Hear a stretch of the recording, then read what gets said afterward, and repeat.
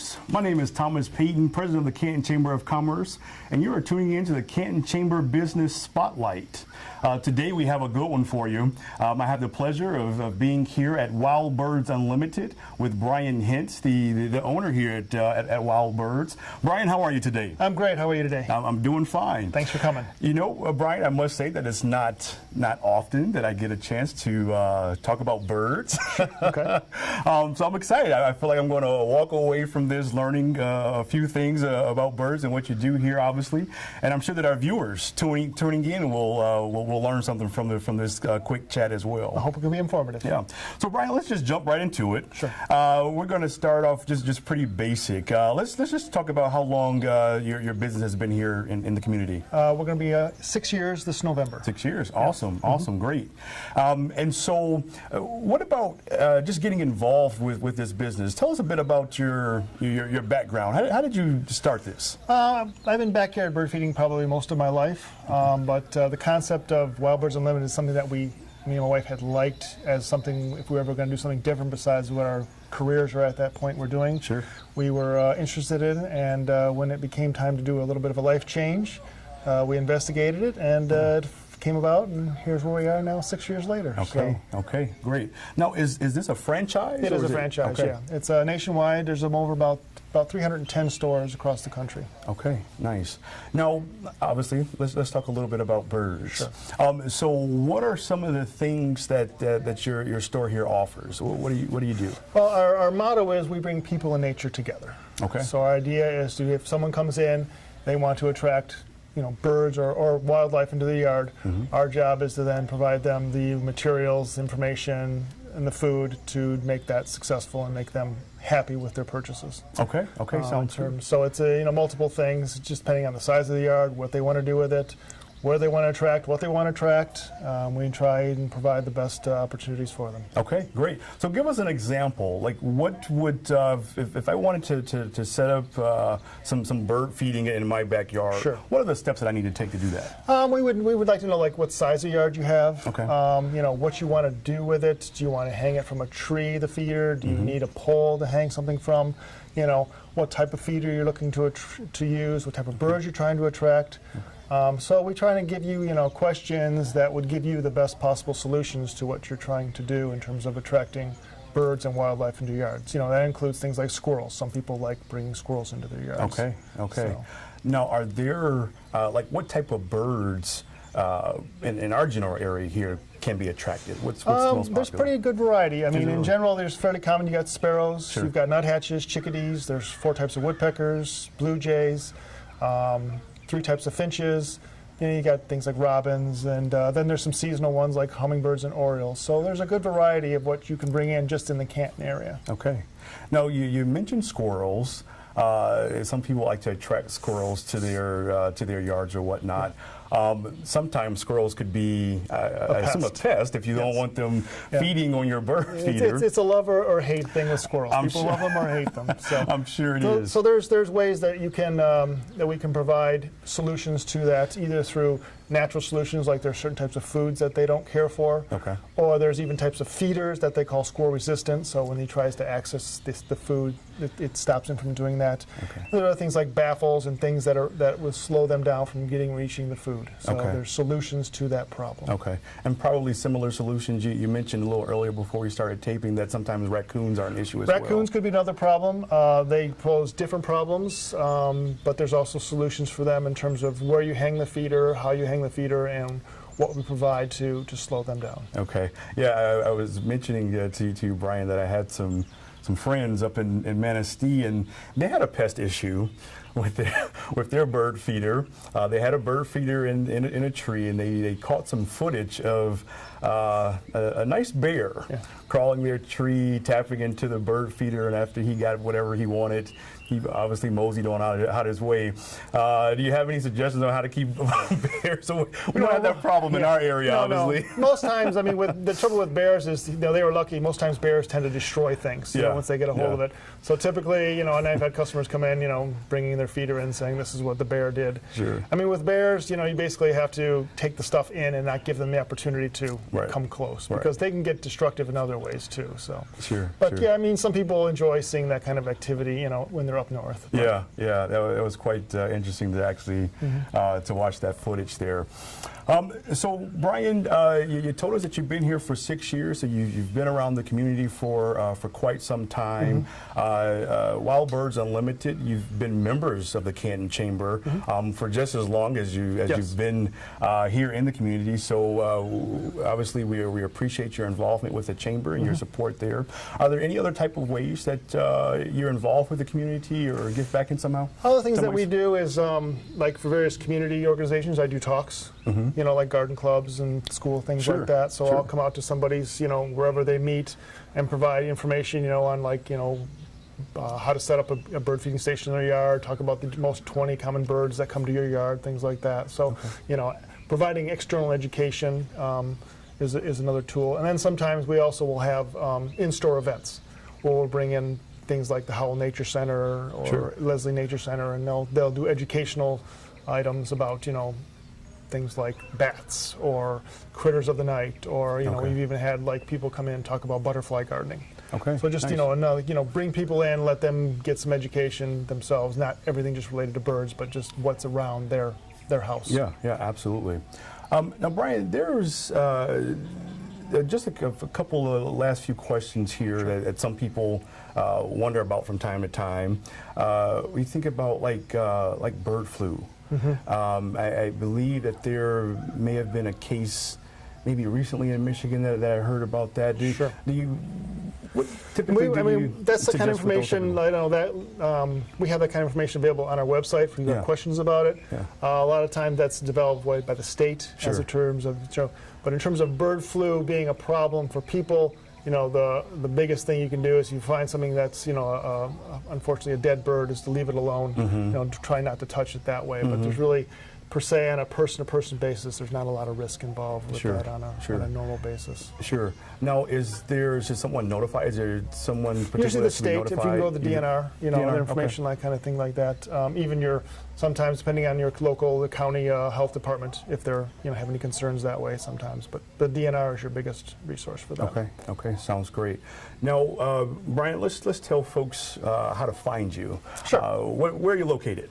I'm on Ford Road, north side, between Haggerty and Lilly, in the Willow Creek Shopping Center. Okay. We are just due west of the IKEA. Okay. Everybody knows where that is. Yeah, and then the big stores in our shopping center. Everyone, the Michaels, Bed Bath & Beyond, Pier 1, and Dunham. So that's our little shopping center. Okay, nice. And what's your phone number? We are 734-983-9130. Okay, and a website? www.wbu.com/Canton. Okay. Well, you have it, folks, there. If you're looking for more information about bird feeding in your backyards or whatnot, you know exactly where to come right here in Canton. Come see Brian at Wild Birds Unlimited, and he will be sure to take care of all of your bird feeding needs. It's been a pleasure, Brian, and we look forward to seeing you soon. Thanks. All right. Appreciate it.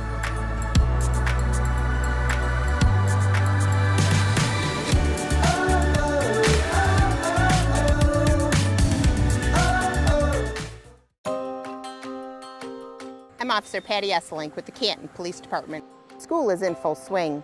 The signs are out and the lights are flashing, reminding us to reduce our speeds and be patient.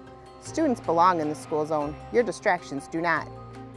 Let's limit our distractions and let's keep our students safe. Slow down and be patient.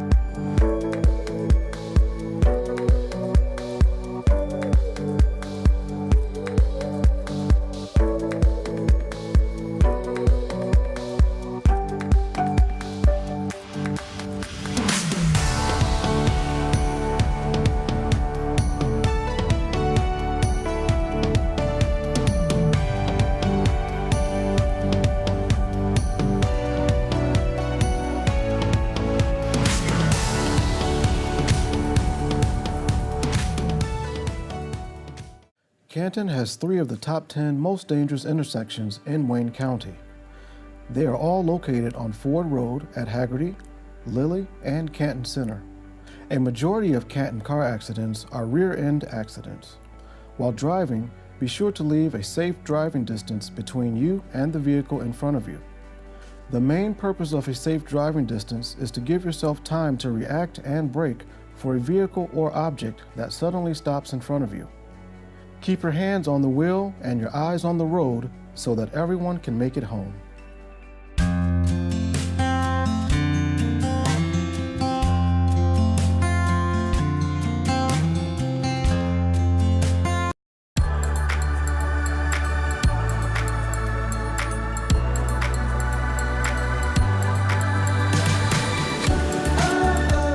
Welcome back to the Canton Chamber Business Spotlight. Thanks for tuning in again. I'm your host, Thomas Payton, president of the Canton Chamber of Commerce. I'm here today with my friend and also chamber member, Jeff Culp, the proud owner of Vintner's Canton Winery. Jeff, how are you today? Good, Thomas, thanks. Yeah, thanks for taking time out of your schedule to sit down and chat with us for a bit. Yes. Jeff, how about we just obviously just jump right into talking about your business here. How did you get started here in the wine business? Yeah, we this Vintner's Canton Winery started in 2004 with the previous owners, and then at that point in time we took over in about 2015. We got our license in 2016, and at that point in time we actually did our grand opening with the chamber 2016, December 2016. So that's kind of where it all started. My first time in getting involved in the business was with the previous owners in 2006. Actually, we did a fundraiser, and it was quite a fun thing. We did it for Leukemia and Lymphoma Society. It was team in training, and it was quite an event. We made a custom wine for it, had our custom label on the bottle itself with Leukemia and Lymphoma Society team in training. So everybody that came to that event that day actually got to try the wine that we made here locally and had a custom label on it. So it was pretty exciting, and it was my first experience in 2006. So making wine for about 10 years now. Okay, all right, sounds great. Now, Jeff, tell us about what you do here. When people walk through your front door, what's the experience? What can they expect when they come here? Great. Yes. We basically have a couple different things. It is a full-service winery, Thomas. So if you think about it in regards to a normal winery, you would say, okay, that's normal.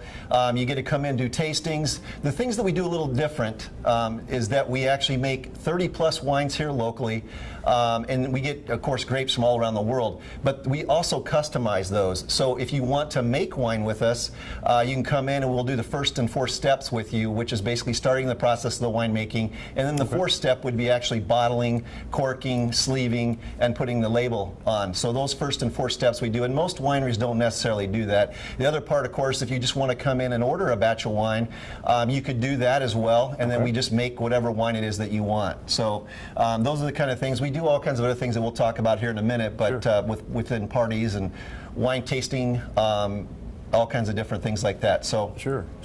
Now, that sounds exciting to be able to actually, come in here and actually you can walk us through the steps of actually how to make wine. That's pretty exciting. Right. So for all of our wine enthusiasts out there, that may be a pretty nice perk for them to be able to experience actually making their own bottle of wine. That's pretty cool.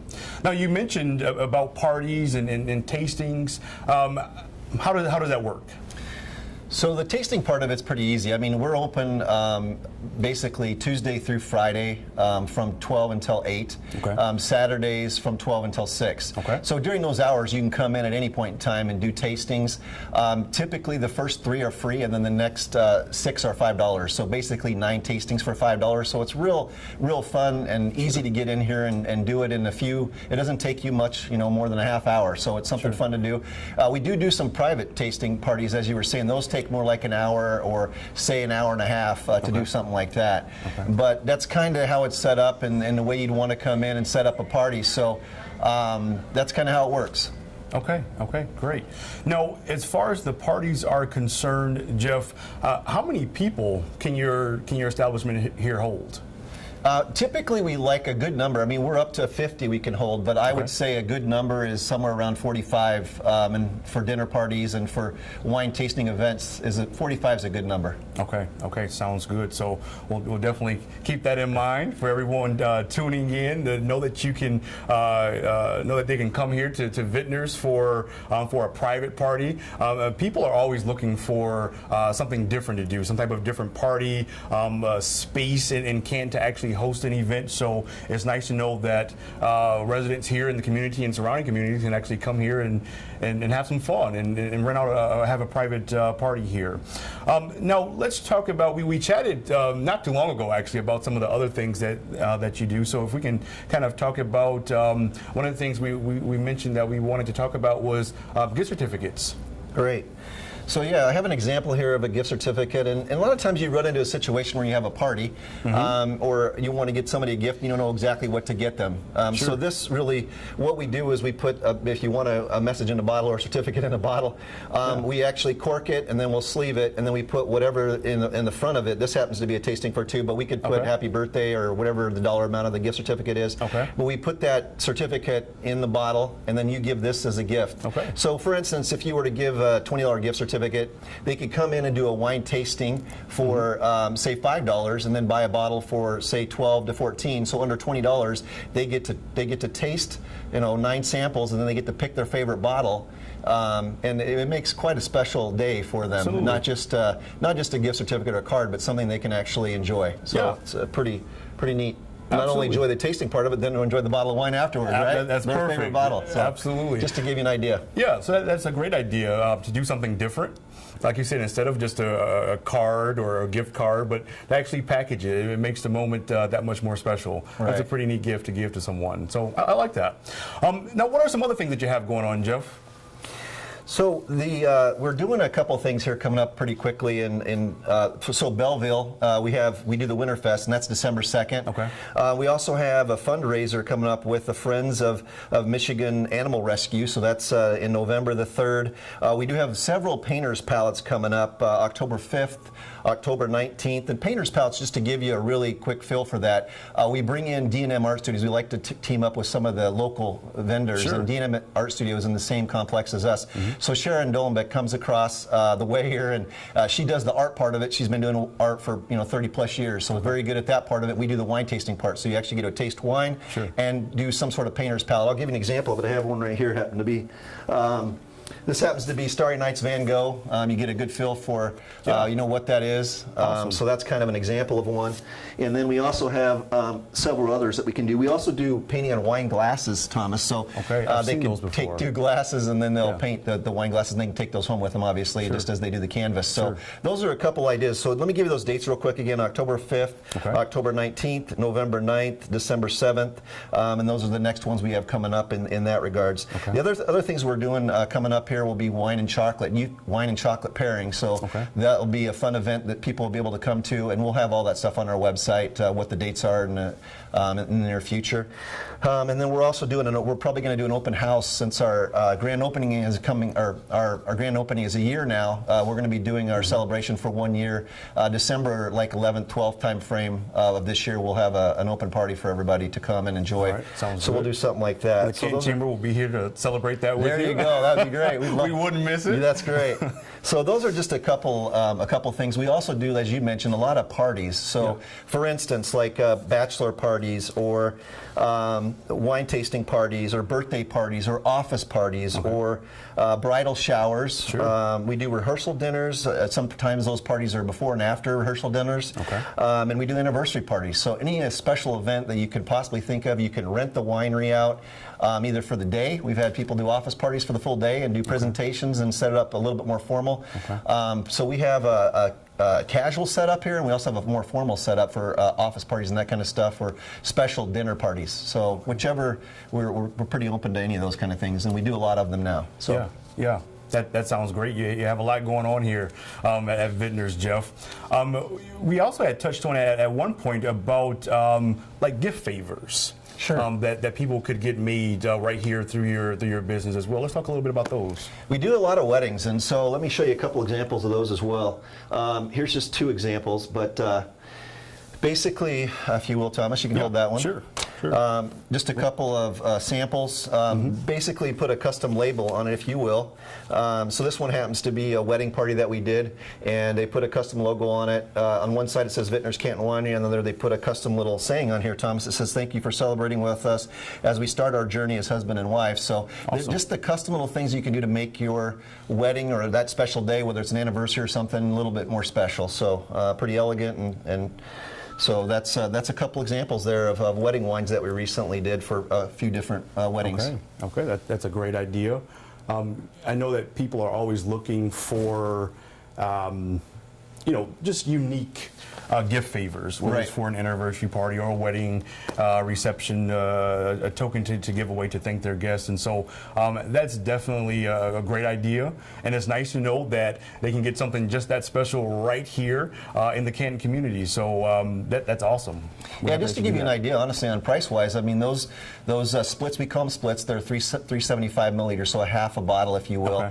Those are in the $5 to $7 range with a custom logo and all that. So it's and the batches are like in 48. So you get 48 in a batch, and then if you did the 750, which is a standard wine bottle that you'd normally get, that price range is somewhere between 10 and 12, 10 to 14 range. Okay. So amazingly reasonable for such a special gift for somebody. So just to give you an idea. Sure, absolutely. Jeff, all of this sounds amazing. It's so nice to come to a business and that's family owned and operated, family and friends, I should say. Right. You want to talk about just kind of who's involved and who's here with you? Sure. So we have. It's a family-run business, as you said, and so Pat and Paul, my mom and pops, are usually here on a day-to-day basis, running the day-to-day stuff. And then we also have a private party that is on the west side of the state that does help us as well and is a part of the ownership. Sure. So we've had real good success with being a family-run business, and really helpful and thankful that it is that way, because I think people appreciate that more so than any. So that's kind of how we got started, and that's kind of what it's all about. But it's been a great experience this first year so far. Okay, sounds great. Jeff, as we move into your 1 year anniversary here, where we're so excited to celebrate that with you, we're looking forward to it. Thank you for being a member of the Chamber. You guys have been very active and have participated in some events with us so far as you've been a member with us. Were there any other things that you wanted to throw out before we? One other thing. Thanks for asking. Yeah, one other thing. So we make 30 plus wines, as I mentioned earlier, but over 23 of them now have been award-winning wines. So when you come, I think you're going to get a great experience with us. We feel confident with that. We hope that you give us that opportunity, come in and do some wine tasting. But just this year, there was a wine competition that we typically enter every year. It's the Winemaker Magazine competition. In 2017, we were able to win 4 awards. One happens to be a Riesling Ice wine, the Valorosa, which is like a Valpolicella, and our Cab Merlot also won a 2017 award, and also our Riesling won a 2017 award. So you're going to be assured that you're going to get some great wines to try, and we always have those available to try anytime you'd like. So again, 30 plus wines that we make, and 23 have happened to be award-winning wines thus far. So we're pretty excited about that. That's amazing. And I say, if you don't take his word for it, take my word for it. The wine here is absolutely amazing. I have had the privilege of sampling quite a few of them, and I'm going to sample a few more again. And so it's great that we know that we can come here and receive these award-winning wines. So that's awesome. Jeff, thanks for your time again. Thomas, thank you. Yeah, really appreciate it. Yeah, absolutely. And thank you to all of you who are tuning in to the Canton Chamber Business Spotlight Series. Again, my name is Thomas Payton, President of the Canton Chamber of Commerce, and we'll see you next time.